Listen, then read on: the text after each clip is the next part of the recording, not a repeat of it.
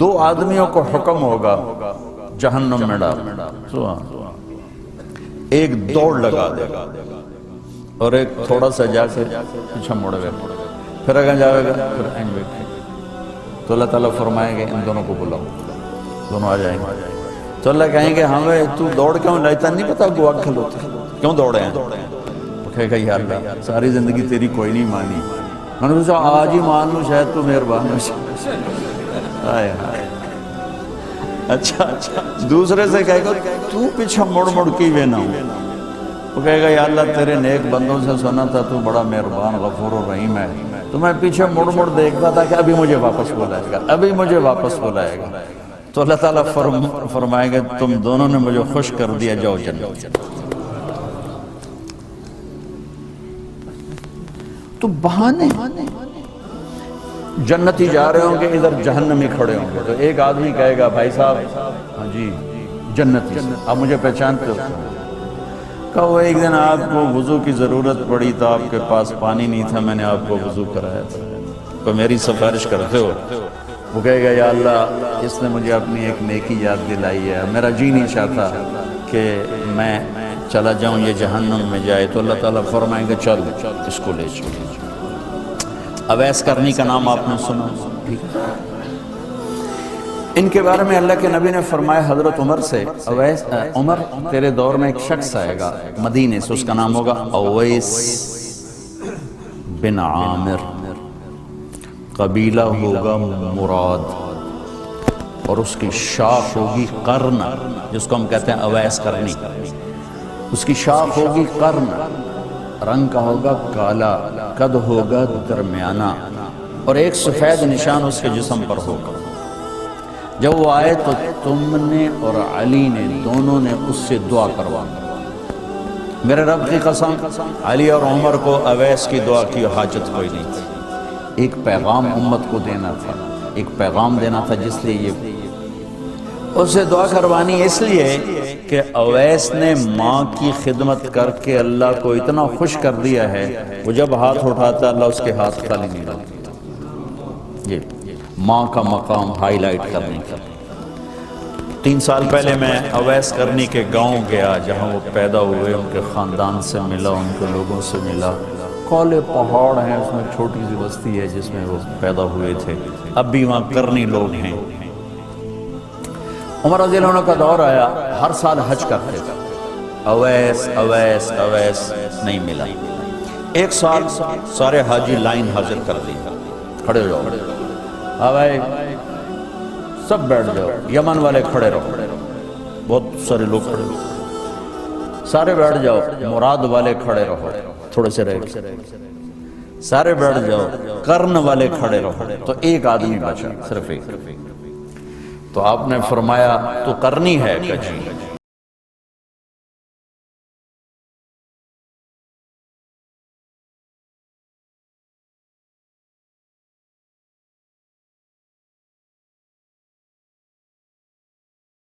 وہ نہیں، تو پاگل ہے، ادھر ہے، حج پہ آیا کہ نہیں آیا؟ کدھر ہے؟ کہا جی وہ چلے گئے، اونٹ چرانے نکل گیا ہے عرفات کی طرف۔ تو آپ نے حضرت علی کو ساتھ لیا اور عرفات کی دوڑ لگا دی۔ وہاں دیکھا تو اویس درخت کے نیچے نماز پڑھ رہے تھے، یہ دونوں جا کے بیٹھ گئے۔ انہوں نے محسوس کیا 2 آدمی ہیں، تو انہوں نے نماز چھوٹی کر کے سلام کیا۔ حضرت عمر نے پوچھا کون ہو میرے دوست؟ کہا جی مزدور ہوں۔ کہا تیرا نام کیا ہے؟ کہا جی اللہ کا بندہ۔ حضرت عمر نے کہا بھئی سارے اللہ کے بندے ہیں، تیری ماں نے تیرا نام کیا رکھا ہے؟ یہ تو ان دونوں کو جانتے ہی نہیں تھے، پہلی دفعہ آئے تھے۔ کہنے لگا آپ کو پوچھنے کی کیا ضرورت پڑ گئی؟ تو حضرت علی نے کہا کہ میرے دوست یہ امیر المومنین ہیں عمر بن خطاب، اور میں ہوں علی بن ابی طالب۔ پھر ویسے ہل گئے، کہنے لگے جی میں تو معافی چاہتا ہوں، میں تو آپ کو پہچانتا ہی نہیں۔ تو آپ نے کہا تو اویس ہے؟ کہا جی میں اویس۔ کہا اچھا تو ہاتھ اٹھا ہمارے لیے دعا کر۔ وہ رونے لگے کہ جی میں آپ کے لیے دعا، میں تو آپ کے قدموں کی خاک بھی نہیں، ہے بھی نہیں۔ ساری دنیا کے اولیاء ابدال ولی ایک صحابی کے بعد جس نے نبی کو آنکھوں سے دیکھا اس کو کوئی نہیں پکڑ سکتا، اس کے برابر کو نہیں آ سکتا۔ اور پھر عمر جیسی ہستی اور علی جیسی ہستی، آپ نے حضرت علی کا ہاتھ پکڑا اور یہاں سینے سے لگا کر کہا علی تجھے خوشخبری ہو، جنت میں تیرا گھر میرے گھر کے سامنے ہوگا۔ اور آپ مسجد میں انٹر ہوئے تو آپ کے ادھر ابو بکر تھے اور ادھر عمر تھے، تو آپ نے یوں دونوں کے ہاتھ پکڑ لیے ایسے، اور سامنے صحابہ تھے، کہا مجھے دیکھ رہے ہو کہ جی دیکھ رہے ہیں؟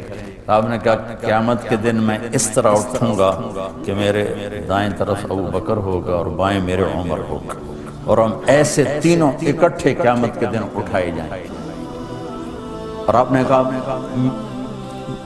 حج والے دن 9 تاریخ کو آپ نے کہا اس وقت میرا اللہ تمام صحابہ پہ فخر کر رہا ہے اور عمر پہ خاص طور پہ فخر کر رہا ہے، میرے بعد کوئی نبی ہوتا تو عمر ہوتا۔ اتنی بڑی ہستیوں کو کیا ضرورت ہے اویس کی دعا کی؟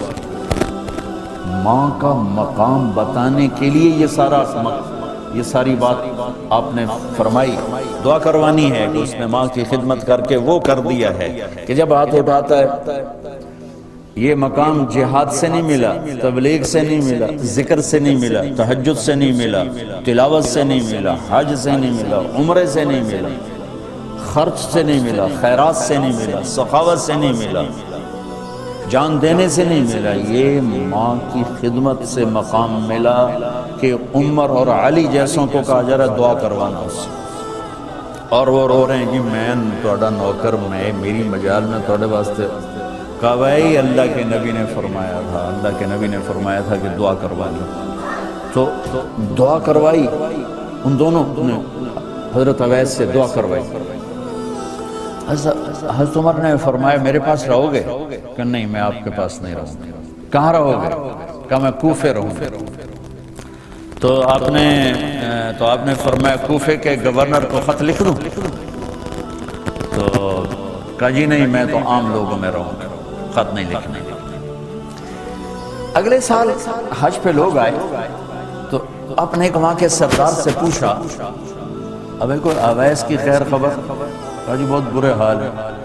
ارے وہ بہت بڑے آدمی ہیں، اللہ کے نبی نے ہم سے کہا تھا کہ ان سے دعا کروانی ہے، یا کہ ان سے دعا کروانا۔ یہ حاجی جب واپس پہنچے تو اویس کو ڈھونڈتے ڈھونڈتے دیکھا تو دریائے فرات کے کنارے نفل پڑھ رہے، جا کر بیٹھ گئے۔ اویس بھائی ہمارے لیے دعا کرو۔ اللہ کہ تم حج سے آئے ہو، تم کرو کہ میں کروں؟ کہ یا تو کر۔ کہنے لگے کہیں عمر سے تو ملاقات نہیں ہوئی؟ کہیں میرا پتہ تو نہیں چل گیا؟ ہاں جی عمر سے ملاقات ہوئی۔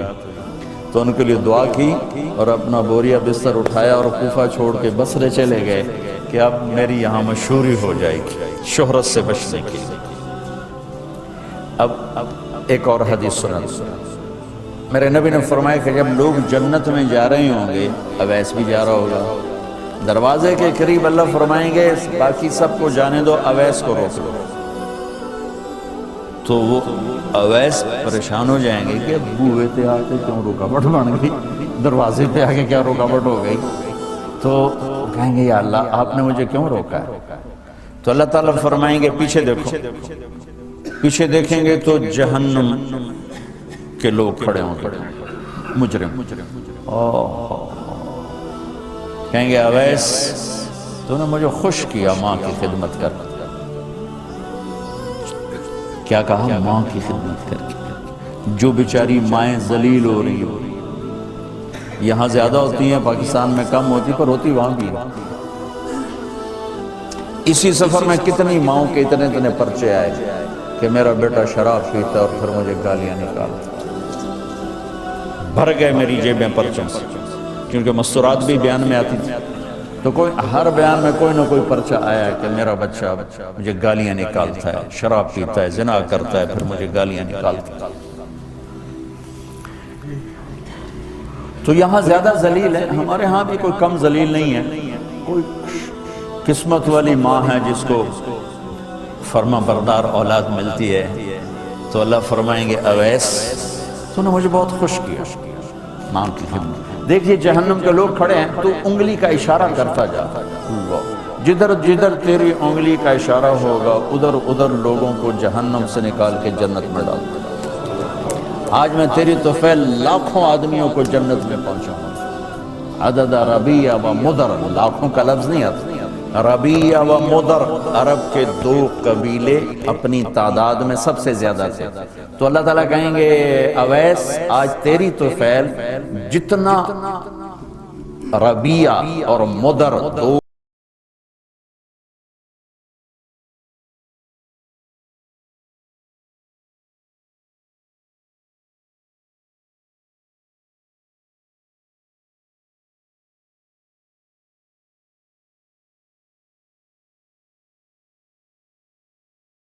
بخشا کہ عمر اور علی سے کہا جا رہا ہے دعا کروانا، اور جنت کے دروازے پر کھڑا کر کے فرمایا جا رہا ہے پیچھے نظر دوڑا، دیکھ جتنے جہنم کے لوگ کھڑے ہیں، اشارہ کر تیرے طفیل آج ربیہ اور مضر کی تعداد کے برابر لوگوں کو جنت میں ڈالوں۔ ایک اور واقعہ بھی سنا، آپ نے فرمایا میں آج رات جنت میں گیا، ایک تو معراج ہے جو جاگتے ہوئے خواب میں تو بہت دفعہ ہوا، آج رات میں جنت میں گیا، میں نے آواز سنی قرآن کی تلاوت، میں نے پوچھا یہ کون تلاوت کر رہا ہے؟ ان کا جی یہ حارثہ بن نعمان ہے۔ آپ نے کہا حارثہ بن نعمان وہ تو مدینے بیٹھا ہے، دیکھو آپ کو سنانے کے لیے مائک لگا ہوا ہے اوپر، تھوڑے سے لوگ آتے، اور حارثہ کی آواز جنت میں جا رہی ہے اور وہ مدینے بیٹھے ہوئے ہیں، 7 آسمان پار کر کے آواز جا رہی ہے، وہ کیسے پوری جنت میں اس کی آواز کیوں آ رہی ہے؟ کہ یا رسول اللہ انہوں نے ماں کی ایسی خدمت کی ہے کہ اللہ تعالیٰ نے خوش ہو کر کہا ہے حارثہ جب قرآن پڑھے ساری جنت کو سناؤ، ساری جنت کو سناؤ۔ اچھا کیسی خدمت کرتے تھے؟ ماں کی کیسی خدمت کرتے تھے؟ ان کے کپڑے بیوی سے نہیں دھلاتے تھے، خود دھوتے تھے۔ ہم لوگ اپنی بیویوں پہ ڈنڈا چڑھا کے کھڑے تھے، میری ماں دے کپڑے دو، میری ماں دی روٹی پکا، میری ماں نو چاہ بنا کے دے۔ آپ کی بیوی کے ذمے آپ کی ماں کی خدمت نہیں ہے، میرے ذمے میری ماں کی خدمت ہے، میری بیوی کے ذمے میرے باپ کی خدمت نہیں ہے، میری ماں کی خدمت نہیں ہے، میری بہن بھائیوں کی خدمت نہیں ہے، لیکن یہ بر صغیر کے معاشرے کا ظلم ہے کہ آنے والی بچی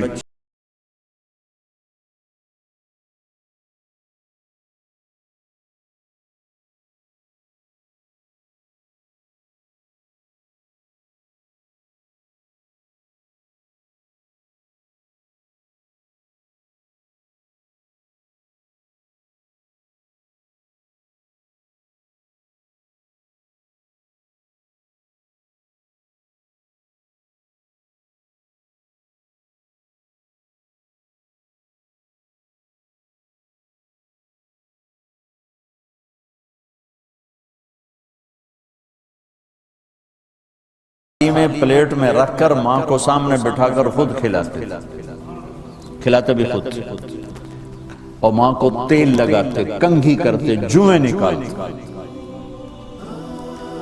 اور کبھی اماں کوئی کام کہہ دیتی اور سمجھ میں نہیں آیا تو یہ نہیں کہتے تھے ماں جی کیا جائے، اپنی بیوی کو باہر بلا کر کہتے ماں جی نے کیا کہا ہے مجھے سمجھ میں نہیں آیا۔ ایک دفعہ موسیٰ علیہ السلام نے پوچھا یا اللہ میرا جنت کا ساتھی کون؟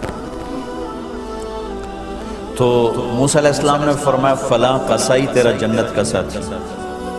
تو موسیٰ علیہ السلام تھوڑا سوچ میں پڑ گئے کہ قصائی سے موسیٰ دا جوڑ کے میں بیٹھ فلاں مجاہد، فلاں عالم، فلاں ولی اللہ وہ تیرا جنت کا ساتھی، قصائی تیرا ساتھی۔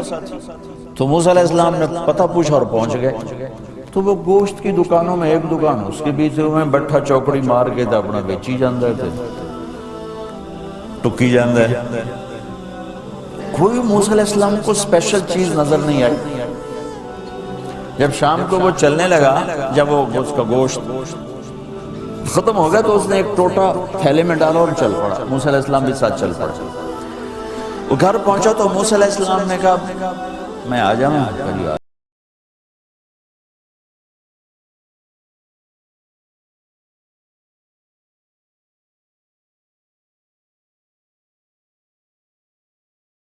تیار کیا، پھر روٹی تیار کیا، ٹرے میں رکھا. ایک عورت اس طرح پڑی تھی، اس کو جا کے ہلایا، ماں جی، آنکھ کھولی، ایک ہاتھ سے اٹھایا، سہارا دیا، دوسرے ہاتھ سے نوالے بنا کے کھلاتا رہا. تو اس نے یوں سر ہلایا، مطلب میری بس. تو اس کا منہ صاف کیا اور اس کو سہارا دے کے لٹانے لگا تو کچھ بڑبڑائی. موسیٰ علیہ السلام ذرا فاصلے پر تھے، سن نہیں سکے کیا کہا. موسیٰ علیہ السلام نے فرمایا میرے بھائی یہ کون ہے؟ کہا جی میری ماں ہے، اور میں جب صبح جاتا ہوں نا کام پر تو اس کے سارے خدمت کر کے روٹی پانی کھلا پلا پھر میں جاتا ہوں، پھر جب شام کو واپس آتا ہوں تو پہلے میں اس کی یہ خدمت کرتا ہوں. بیوی سے نہیں کہا، خود کیا. ہم اپنی بیویوں کو کتنا ذلیل کرتے ہیں، اور 99% جو ساس ہے وہ نیگیٹو ہے اور ظالم ہے. 99% ساس نیگیٹو ہے اور ظالم ہے. اور ہمارے بچوں کو ہوش نہیں کہ میری ماں ہے، میری ماں ہے. ماں کی وجہ سے بیوی کو تباہ نہ کرو، اور بیوی کی وجہ سے ماں کو تباہ نہ کرو. اس میں بیلنس کرو. بیوی کے عشق میں ماں باپ ذلیل نہ ہو، اور ماں باپ کے عدم میں بیوی ذلیل نہ ہو. یہ دونوں نوحے میں سن رہا ہوں، اس لیے بول رہا ہوں، دکھ سے بول رہا ہوں. کہا جی میں شام کو پھر اس کی خدمت کرتا ہوں، اب بچوں کو بعد میں دیکھتا ہوں. کہا اچھا یہ بتا یہ کیا کہہ رہی تھی؟ لٹا رہے تھے.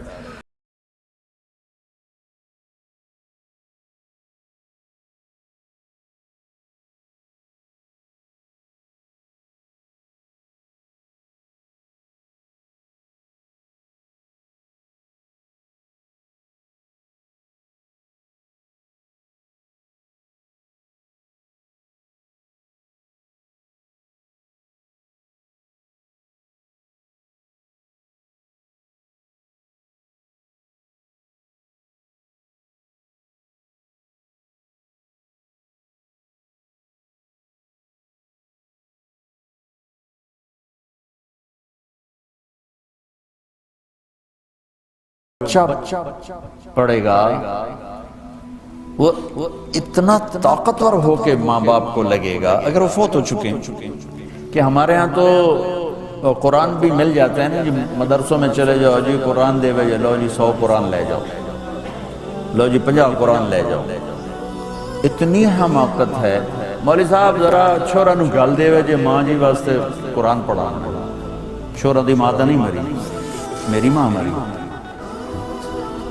ہمارے ایک رشتہ داروں کے نا وہ تھا ختم، والدہ فوت ہو گئی تو میں بھی گیا ہوا تھا. تو بچے باہر بیٹھے سگریٹ پی رہے، اور مدرسے کے بچے بلائے ہوئے تھے کمرے میں قرآن پڑھنے کے لیے. میں کہا چلو میں بھی، میرے نانکیں چوئی، میں کہا چلو میں بھی تھوڑا قرآن پڑھ رہا ہوں.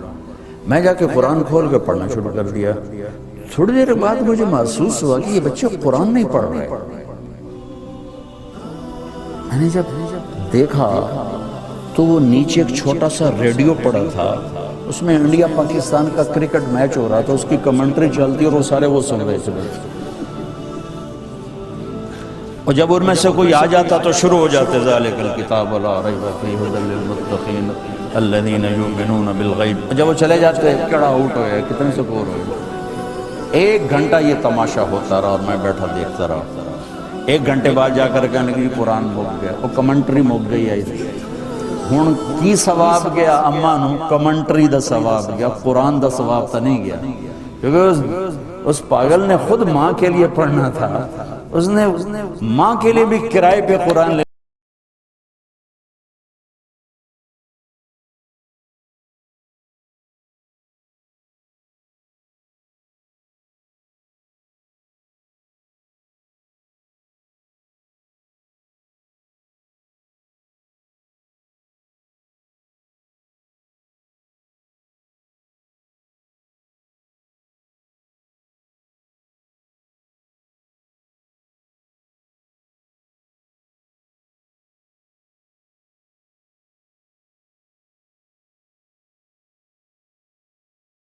ابن القیم رحمۃ اللہ علیہ نے ایک واقعہ لکھا ہے کہ عبداللہ بن مطرف رحمۃ اللہ علیہ نے خواب دیکھا کہ قبریں پھٹیں اور لوگ نکلے اور کوئی چیز ایسے اٹھا رہے، ایسے اٹھا رہے. ایک آدمی نکلا اور جا کر ایک درخت سے ٹیک لگا کے بیٹھ گیا. یہ اس کے پاس آ کر کہتے ہیں بھئی آپ کون لوگ؟ وہ کہتے ہیں ہم ایمان والے ہیں. کہ یہ کیا ہو رہا ہے؟ کہ جو رشتہ دار ثواب بھیجتے ہیں یہ وہ اکٹھا کر رہے ہیں. کہ تم کیوں نہیں اکٹھا کر رہے ہو؟ کہ میرا بیٹا حافظ قرآن ہے، ایک قرآن روزانہ ختم کر کے مجھے بھیج دیتا ہے تو میں نے پرچون دی لوڑ نہیں رہ جانے، میرا تھوک دا کام. کہ تیرا بیٹا کیا کرتا ہے؟ کہ اس کی مٹھائی کی دکان ہے بازار. آنکھوں لگئی، صبح ہوئی تو پہنچ گئے، بازار کھلا، دیکھا تو ایک نوجوان بیٹھا ہوا اور مٹھائی بیچ رہا اور ہونٹ ہل رہے ہیں. پہلے اس کو نہ چیک کرتے رہے، پھر اس کے پاس آئے، بیٹا تیرا نام کیا ہے؟ وہی نام تھا جو خواب میں سنا. یہ کیا پڑھ رہے ہو؟ کہ جو قرآن پڑھ رہا ہو. کتنا پڑھتے ہو؟ ایک ختم روزانہ پڑھتے.